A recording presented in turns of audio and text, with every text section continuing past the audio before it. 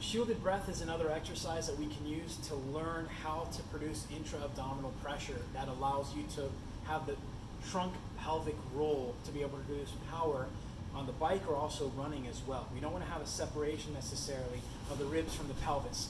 As we go through this, it's actually a very simple exercise. You are going to kind of set the feet a little bit. We don't want to be standing nice and narrow, so if you just kind of zoom down on the feet, you want to have a nice shoulder width approach.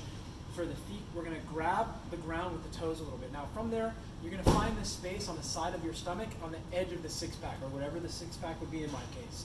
You're going to dig the toes in, or the toes into the ground. You're going to dig your fingers in. You're going to take a deep breath in through the mouth, a big 360-degree breath, and then you're going to try and brace the stomach and making a sound. You can also do alternatively the karate, kya, a little bit more disruptive, whereas that can be done very quietly. Now, as I'm doing this, I'm going to try and let the pressure out little bit by little bit. As I let the pressure out, I'm producing more pressure in through the stomach. So air comes out, pressure is produced. So as I'm letting the air out,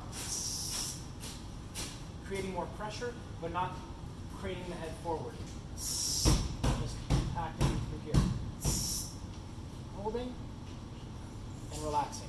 Now, if you have diastasis, prolapse, hemorrhoids, or high blood pressure, I do not recommend doing this because it can create a number of issues. So if you are suffering from one of those, or have one of those, or have had in the past, you want to make sure you're talking to your family doctor or to a physical therapist. So Jess is going to come in for a second. We're going to give this a shot. So she's never done this before, but she's heard me cue brace, brace, brace all summer. So go ahead and find that spot on the side. Make sure your feet are nice and square on the floor. Grab with the toes a little bit. Find that spot. Okay, head back.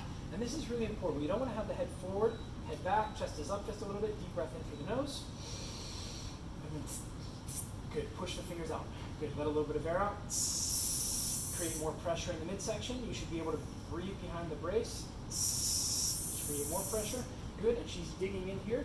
Keep going. Relax the shoulders. A little bit more. Head back just a little bit. Head back. Head back. Double chin. Worst face. There you go. Worst picture face ever. A little bit more air. Good. You feel that? And relax. Okay. Where do you feel that most? Where my fingers are.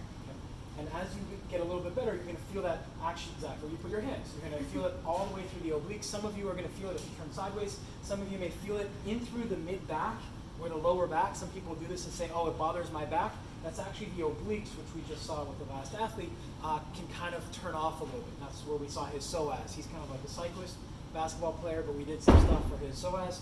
Anyhow, the shielded breath, we want to make sure we're starting off with one breath, about 4 to 5 stops, creating that pressure. Make sure, again, no prolapse, hemorrhoids, high blood pressure, or diastasis.